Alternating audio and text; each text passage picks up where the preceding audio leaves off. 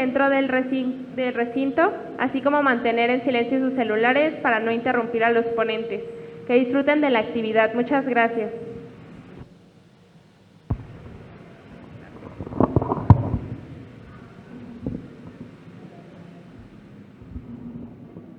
Hola, ¿qué tal? Buenas noches, bienvenidos a todos, muchísimas gracias por estar aquí y pues nos hace mucha ilusión poder platicar con Manuel Monroy. Les cuento un poquito de él, es uno de los ilustradores más afamados de México, con fama no solo dentro del país, también a nivel internacional, así que de verdad es un orgullo pues poder escucharlo y tenerlo cerca para que nos platique sobre sus procesos creativos, cómo es que se llegan a estas ideas en dibujo, pues de todos los libros que él ha tenido la oportunidad de intervenir. Les cuento un poco sobre Manuel. Él es diseñador gráfico, ilustrador y artista plástico egresado de la Universidad Autónoma Metropolitana.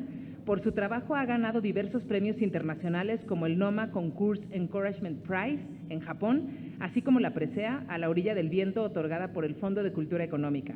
Además, forma parte de la lista de honor de IBI en la Art Direction Gold World Medal en el New York Film Festival, su incursión en la exposición The White Ravens 2010, organizada por la Internationale Jugendbibliothek en el marco de la Feria del Libro per Ragazzi de Bolonia, y la mención, la categoría Nuevos Horizontes en la Feria de Bolonia por el libro Impresiones en Negro, publicado por Alas y Raíces de Conaculta.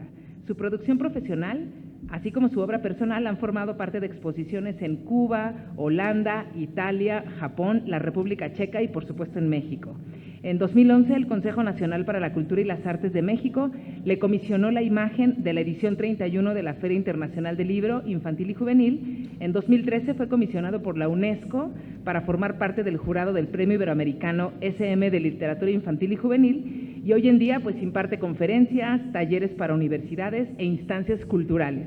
Y dentro de todas esas actividades también le da tiempo a nuestro querido Manuel de ilustrar libros infantiles y juveniles, así que te queremos dar la más cordial bienvenida, Manuel.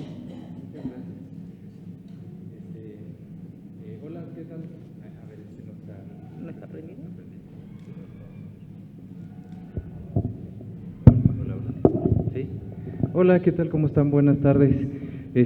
Primero, les agradezco muchísimo el tiempo que se da para venir a este evento y les agradezco mucho a la editorial y a Dali por esta invitación.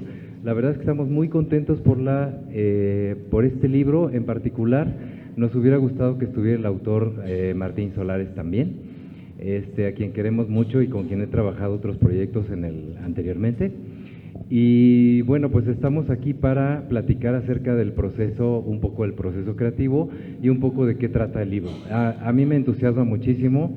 En principio debo decirles además que les agradezco la invitación justo a este lugar, porque quiero que vean a su alrededor. Están ustedes en un lugar con una pinacoteca impresionante, con unos cuadros verdaderamente increíbles de un montón de pintores muy, muy reconocidos.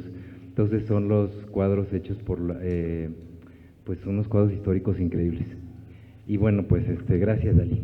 Hombre, gracias a ti, Manuel, y pues como bien nos comenta, tristemente no pudo Martín Solares acompañarnos, le mandamos un saludo, y pues nada, nos encantará que Manuel nos platique sobre las ilustraciones que forman parte de este libro, el libro de la magia y la aventura de Basim Bazán, que también pueden adquirir de este lado, y pues como verán, quien tiene la oportunidad de tenerlo cerca de ustedes, miren la calidad de ilustraciones que están en su interior, y pues antes que nada, no sé, Manuel, si nos puedas pues platicar justo sobre la historia, qué fue lo que te atrapó de esta historia y cómo tú te documentaste para llegar a realizar estas ilustraciones. Bueno, en principio la historia, como lo narra al final del libro Martín, es una historia que ha retomado, es una historia que proviene de Las Mil y Una Noches, y justamente esta historia la retoma otros autores como García Márquez, y por ahí, a ver, déjame ver, para darles con precisión el dato. Está descrita en los cuentos breves y extraordinarios de Jorge Luis Borges y Adolfo Bioy Cázares, y existe una segunda versión en la antología de la literatura fantástica. También aparece una versión de este mismo cuento de Jean Cocteau de 1923, y un taller que hizo Gabriel García Márquez haciendo una adecuación con esta historia.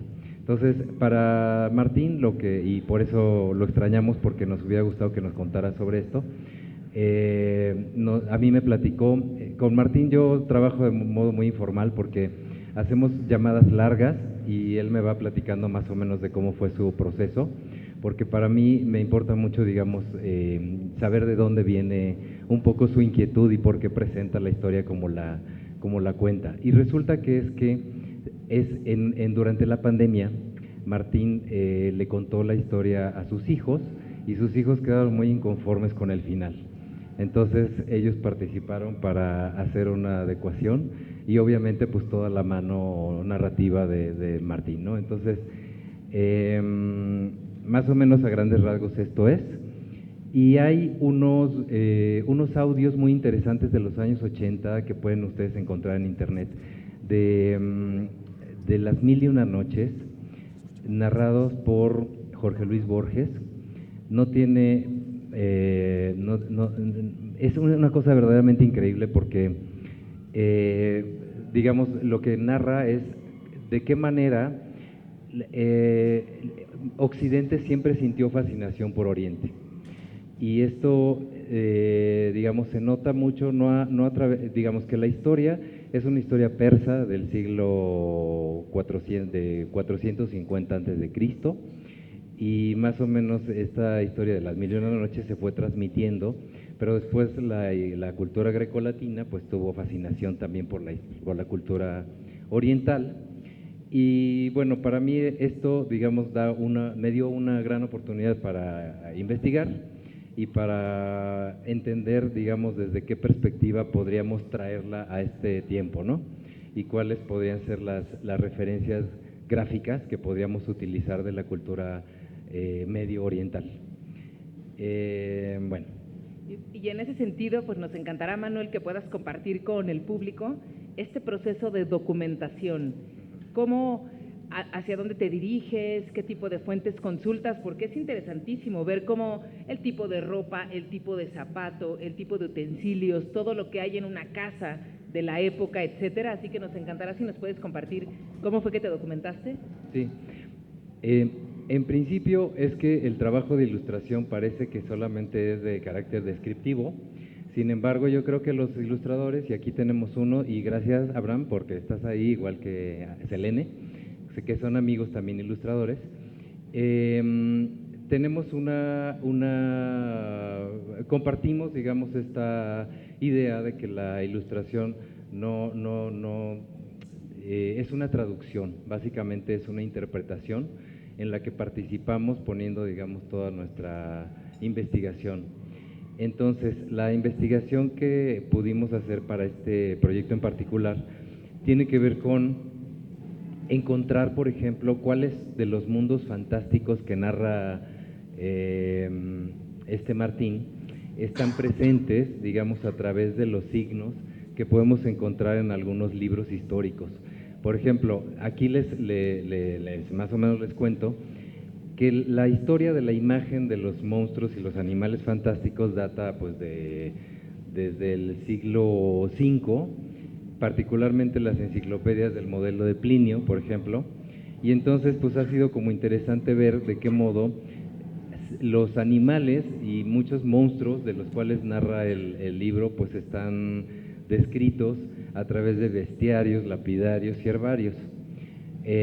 Son enciclopedias, por ejemplo hay una muy interesante que se llama Liber Monstrorum del siglo VIII, y entonces digamos que las narrativas visuales se van modificando y se van adecuando, pero es muy interesante ver de qué manera se fueron transformando el mundo y el imaginario de los monstruos a lo largo del tiempo.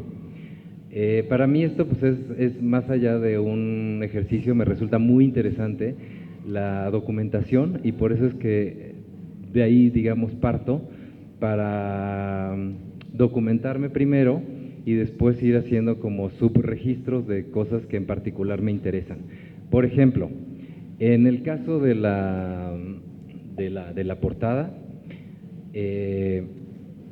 la verdad es que tiene mucho que ver con unos mosaicos de origen turco, y es muy curioso porque a la vez se parece muchísimo a la influencia que tenía, y esto tú lo viste, Dalí. Viví en un edificio del centro histórico que ustedes pueden, quizá puedan visitarlo, que está en la calle de López, esquina Victoria, que se llama Edificio Victoria. El edificio Victoria es de 1930. Entonces, para mí, que viví en ese edificio, me parecía muy singular tener una fuente, una especie de oasis dentro del centro. Y esta es tal cual, digamos, una pequeña inspiración que hace alusión a este espacio, que tiene totalmente, pues en los años 30 hay una influencia árabe, morisca, a través del Art Deco. Entonces, bueno, esta es una anécdota personal que quería dejar presente como en la portada, y pues no sé, a ver qué más. No, me encantará también que les platiques un poco sobre la textura, que ahorita pues les pasaremos un libro, chicos, para que puedan observarlo, pero a mí me llamó mucho la atención cómo lo hiciste. Okay. Este cartón, cuéntanos un poco. Bueno, el proceso es que, digamos, yo confío en la ilustración analógica, es decir, lo filtro después a través de un proceso de Photoshop y lo limpio y lo que sea, pero parto de una imagen manual que es básicamente pictórica, y entonces lo que tienen ustedes, bueno, es una portada que sí fue desarrollada en su totalidad con acrílico, y en los interiores tienen ustedes digamos, son datos técnicos, pero se los comparto. Son un duotono, es decir, una impresión a 2 tintas, de la cual, digamos, sacamos provecho para encontrar muchas tonalidades. Entonces, aquí nuestra editora hizo maravillas porque además de que está muy bonito y muy bien impreso, pues lucen mucho las variables de las tonalidades, ¿no? Entre este magenta, bueno, este rojo carmín más bien, y este verde turquesa. Y bueno, pues la idea es que el formato que elegimos es un spread apaisado, de tal modo que ustedes pueden ver un recorrido para dar una idea de un paisaje en el que podemos irnos involucrando. Digamos, es el formato que nos permitía hacer panorámicas, ¿no? Y bueno, tenemos la idea además también de que en vez de que les platique mucho yo, a lo mejor podemos también pedirles a ustedes que participen con algunas preguntas. Así es. En breve. Ahorita seguimos con las preguntas de Dalí. Claro. No, pues también me encantará, no les quiso ahondar mucho Manuel, pero yo les voy a platicar un poquito para lograr esto que se ven como justo los mosaicos que les platicaba. Él tomó un cartón y lo que hizo fue doblarlo, irlo doblando, lo pintó a mano para que justo al momento, digamos, de tener la imagen, tuviera esta textura, que se alcanzan a ver como los cuadritos, incluso tanto en el nombre del autor como en el nombre de Manuel, están un poco chuecos porque se supone que están, digamos, impresos en el mosaico. Así que, pues un trabajo manual, un trabajo de tomar el cartón, de doblarlo, de pintarlo, pues para lograr tener estas texturas, así que nos encanta. Manuel, un poco en un proyecto más o menos de ese tipo, me encantará igual para la gente que nos puedas contar, más o menos cuánto tiempo te lleva entre que te pones a investigar, tomas tus notas, toda esta documentación pues hemerográfica, bibliográfica, para llegar a hacer este tipo de dibujos tan impresionantes. Más o menos cuánto tiempo te lleva de documentación, de realización. Yo creo, Dalí, que la documentación me tomó como mes y medio, y creo que lo hice como en un mes y medio más. Entonces, para mí es importante la documentación porque hay escenarios que para mí es importante que parezcan fieles, ¿no?, a su intención de estilo.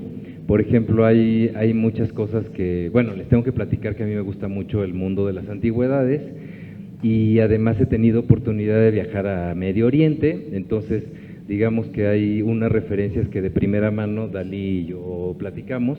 Dalí tuvo la oportunidad de vivir en Turquía además, y pues nos la pasamos muy bien en un cafecito platicando acerca de estas referencias, y es increíble, o sea, es increíble porque la verdad es que hay una muy particular estética que tiene que ver con la geometría y que tiene que ver con estos espacios que son tan, particularmente en la cultura persa, lo pueden ustedes ver en los grabados antiguos, tienen una delicadeza y un uso de los oasis y de los paisajes y de las...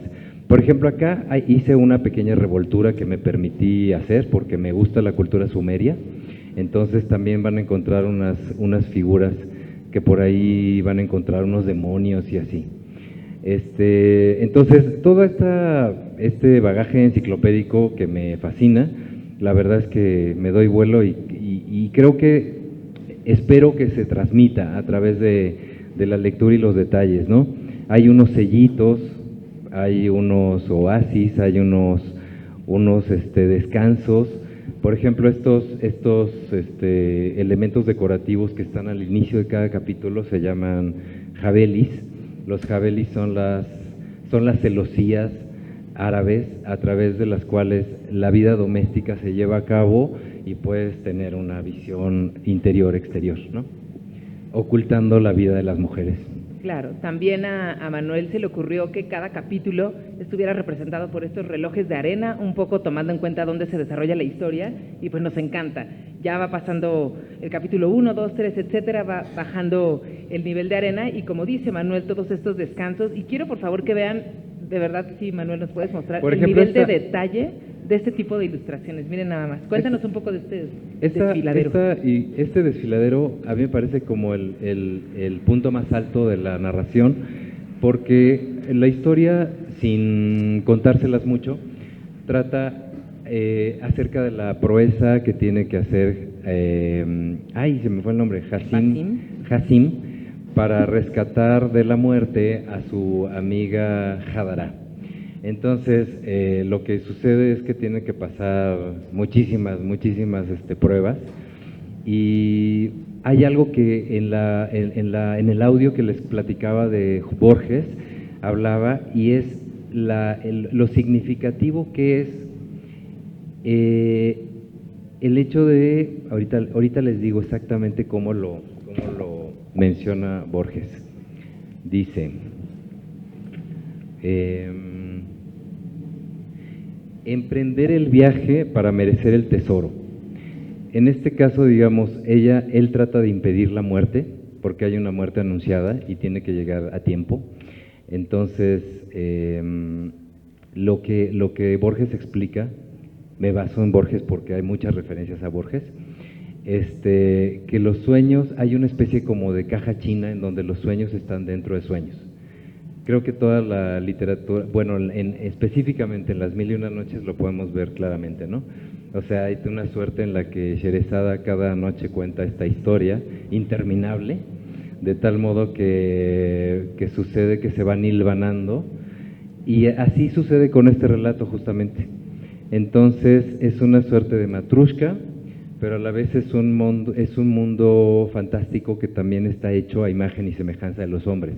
Es, al igual que la cultura grecolatina, una presencia de una muerte que se apersona, ¿no? Se vuelve persona en un café y tiene una conversación con el protagonista en primera persona, y es muy interesante lo que va ocurriendo. Entonces, esta, digamos, como persecución que tiene a favor de ganarle al tiempo, que está... ¿cómo decimos? Como un aviso de muerte, ¿no? Así es, y una carrera, como dice Manuel, ¿no?, contra el tiempo. Este chico vende alfombras mágicas que de pronto no vuelan tanto como él quisiera, vende lamparitas que aparecen y desaparecen genios, y como bien dice Manuel, lo que tiene que hacer es él intentar ganarle a la muerte para salvar a Hadara, y lo que hace Manuel justo con su arte, como lo pueden ver aquí, es escenificar todos los escenarios. Tienen que pasar por el desfiladero de la muerte, que aquí lo pueden ver, por ríos salvajes, tienen que escaparse del fuego que de pronto aparece, y pues la verdad es muy emocionante la historia. Sí, y por ejemplo aquí, en esta imagen en particular, recurría a unas pinturas que me fascinan, pinturas épicas, donde se ven estos combates que son como de pintura alemana del siglo XVIII, y entonces todos estos desfiladeros están prácticamente muy documentados, con una influencia más europea que asiática, pero aquí era, digamos, la idea es marcar al centro de la página, en esta especie de spread, una dificultad mayúscula, ¿no? De tal modo que tenemos un personaje que tiene que atravesar todo este acantilado como pueda. Claro, y como decía Manuel, ¿no? Que a él le gusta mucho todos estos pues objetos que son antiguos, ¿no? Adquirirlos, también los tiene en su hogar, y verán detalles muy bonitos sobre estas lámparas, sobre estos cántaros donde toman el agua los personajes, sobre las alfombras, toda la arquitectura de la época, así que la verdad vale muchísimo la pena, porque por supuesto el arte de Manuel combinado con la historia de Martín Solares, yo creo que es una gran opción tanto para padres de familia, para maestros, para entretener a los niños y sí llevarlos pues a estos mundos fantásticos, donde te puedes imaginar y desarrollar la imaginación a todo lo que da. Así que pues estamos felices, Manuel. No sé si tengan alguna pregunta, chicos, si a alguien le interesaría de pronto estudiar ilustración, cómo empezar en este mundo, las diferencias que hay con la forma que se hacía ilustración antes y cómo se hace ahora. ¿Alguien quisiera preguntarle algo a Manuel, chicos? Ah, miren, ahí tenemos una. Si nos ayudan, por favor, con un micrófono. Ah, ahí te van a prestar un micrófono, cariño. Un segundo. Ahí viene. Ah, mire, ya se lo va a pasar. Ahí viene.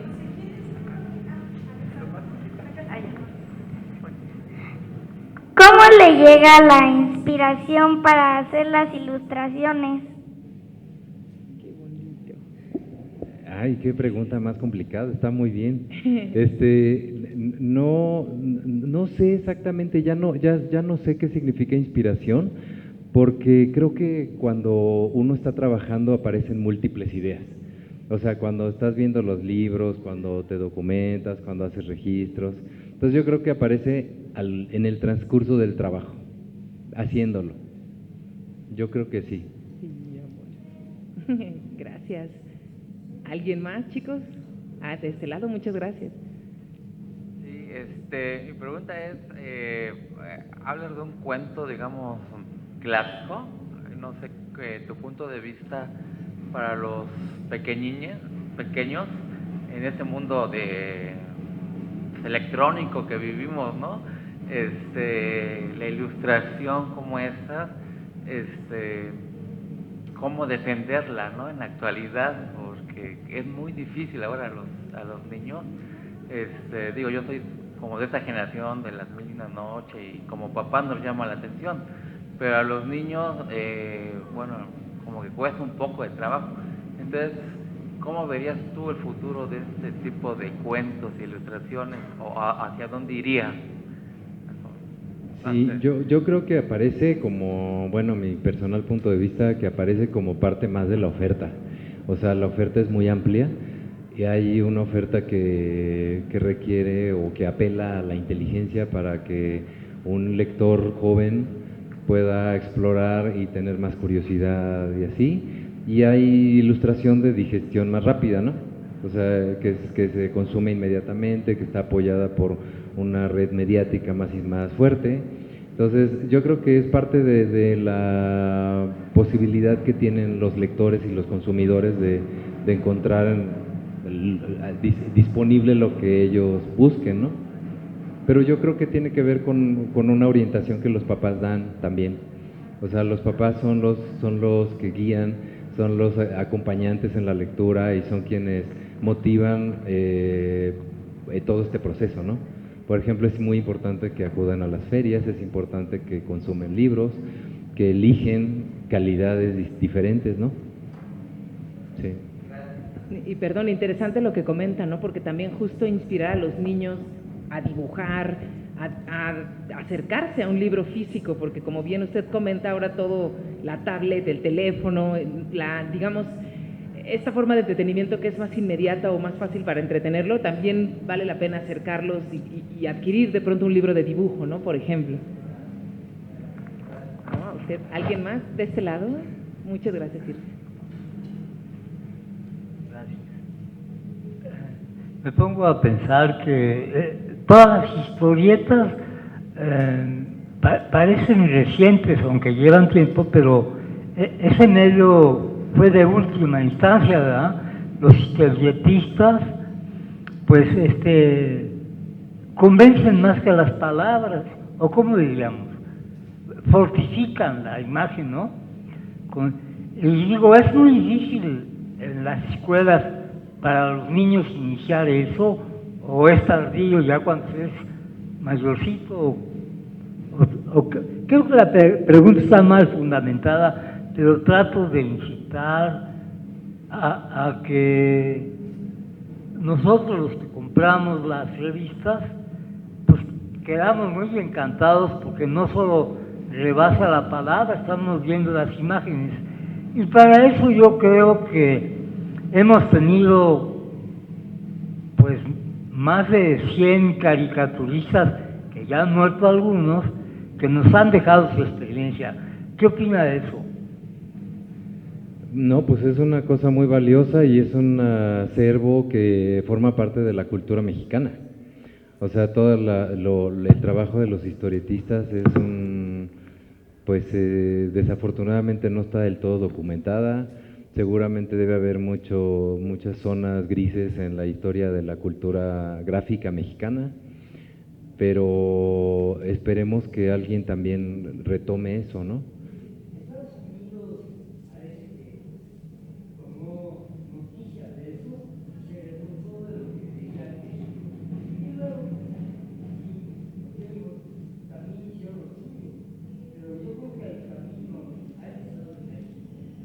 Ah, mire, sí. Muy interesante, muchas gracias. Hola. De este lado tenemos otra pregunta. Gracias por sus preguntas, qué bueno que Sí, están muchas entusiasmados. gracias.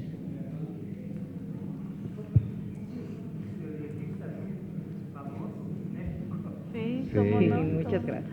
A mí me gustó el libro mucho porque pienso que no solo es para niños, también es para adultos.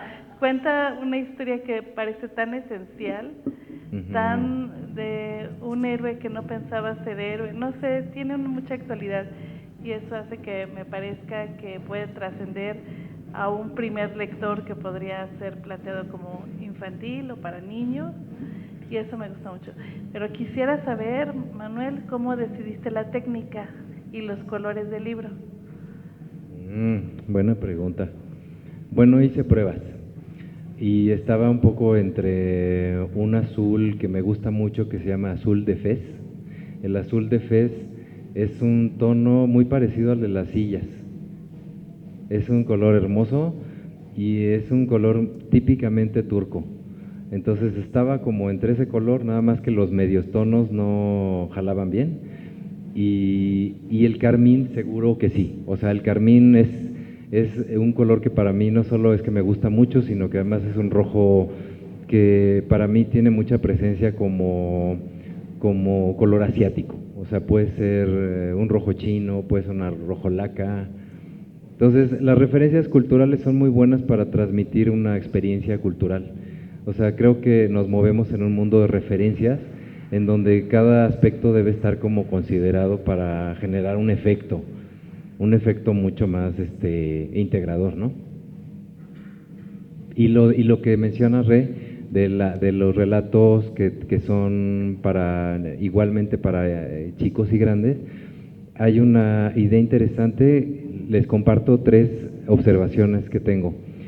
La idea de infinitud, es decir, que todos los relatos de las Mil y una noches tienen una idea de que todo es un continuo que puede ser superado, ¿no?, a través del tiempo, que es un mundo de extremos en donde vivimos en este binario entre lo muy malo, el demonio y el Dios, y las personas son muy desdichadas o muy felices. Entonces, digamos, debido a esta tensión, es que son narrativas que entendemos muy bien, niños y adultos.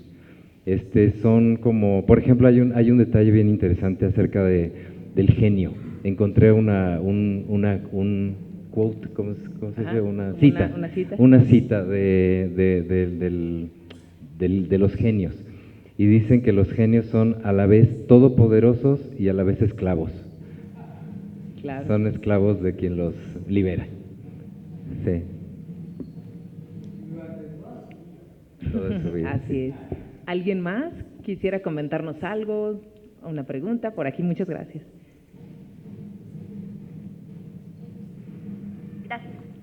¿Cómo le hace para compaginar su proyecto con las ideas que tiene el autor? Es decir, ya nos platicó de que realizó una charla por teléfono, ¿no? De qué es lo que quería decir el autor, le platicó sus ideas, pero una vez que usted redactó todas esas palabras, ¿qué pasó de ahí? O sea, le enseñó las ilustraciones al autor y en alguna ocasión se lo regresó y le dijo, no, esto es lo que no quería decir, o, ay, no, esto no es lo que yo quería representar. Entonces, ¿qué va más allá después de tener las ilustraciones? Esta pregunta es bien interesante porque es una pregunta que sucede mucho o se presenta mucho en los foros de ilustración. Abraham lo debe saber.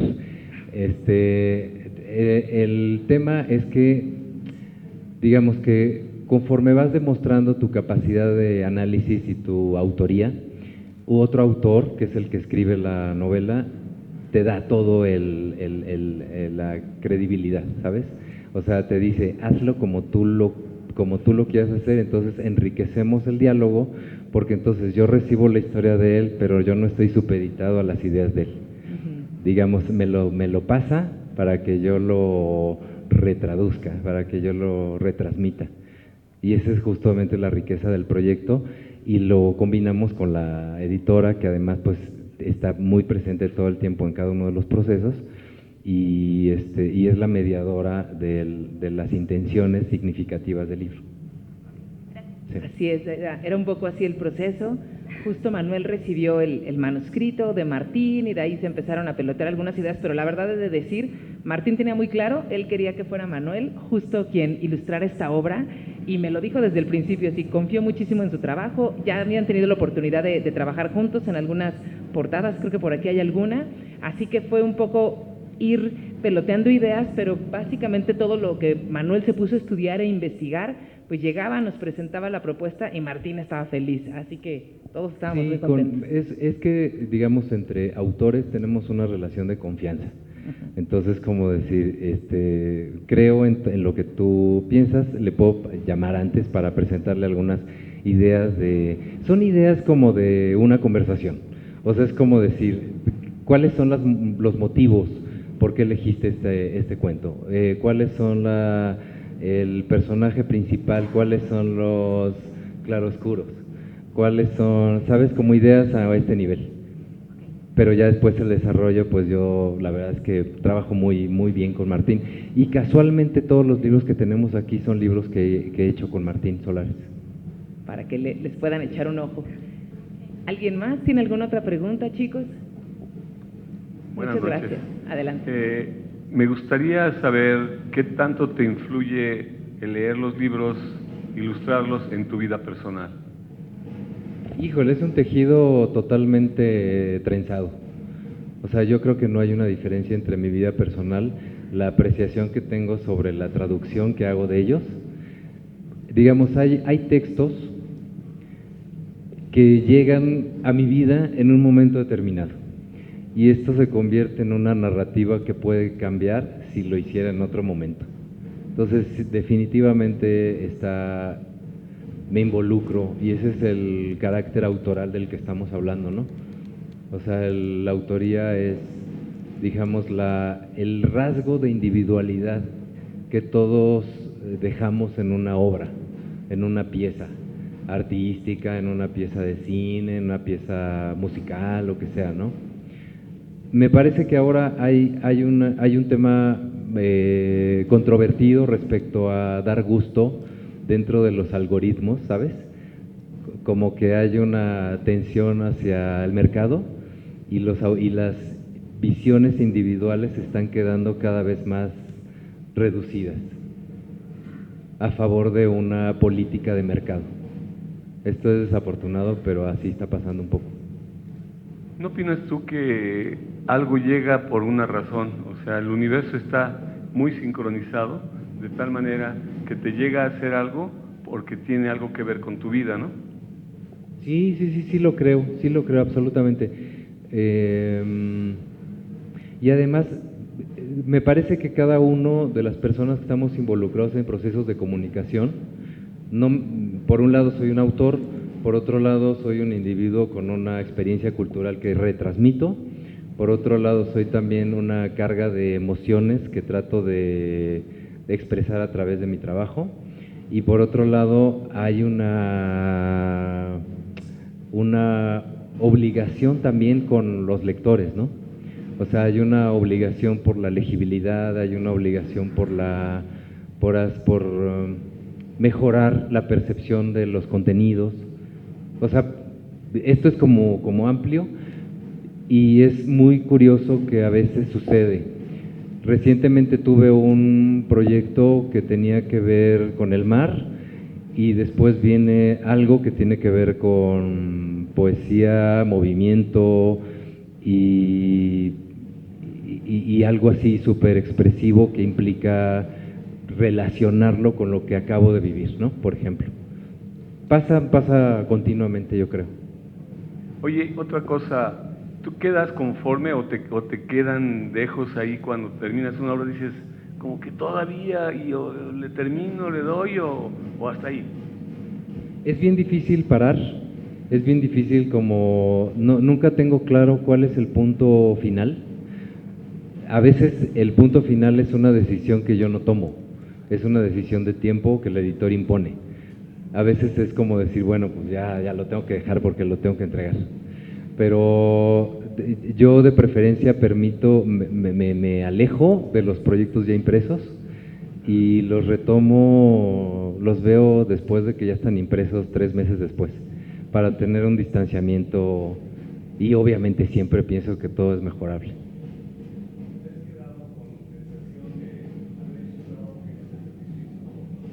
Sí, continuamente. Sí. Es más probable que yo esté insatisfecho que satisfecho con el trabajo hecho. Pero porque, no un asunto de exigencia, es un asunto de ganas de darle más posibilidades a las cosas, al trabajo. Muchas gracias. ¿Alguna otra pregunta, comentario, chicos?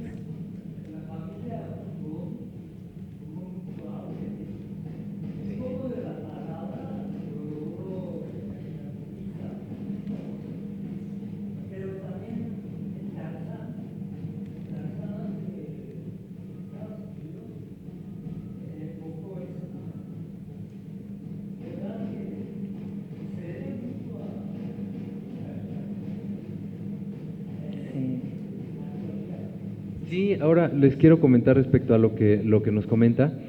Mi formación, curiosamente, yo no estoy muy relacionado con el cómic, por ejemplo. Hay universos que han venido separados. O sea, a mí me gusta mucho la pintura y me gustan los silencios de la narración. O sea, como que el punto en el que la narración está involucrada con la imagen me cuesta trabajo. Yo prefiero leer un libro y tener los descansos con imágenes, porque sí es como, para mí es como confuso y me va deteniendo la fluidez de la lectura. Quien lo hace bien, lo hace increíble. Sí. Y hay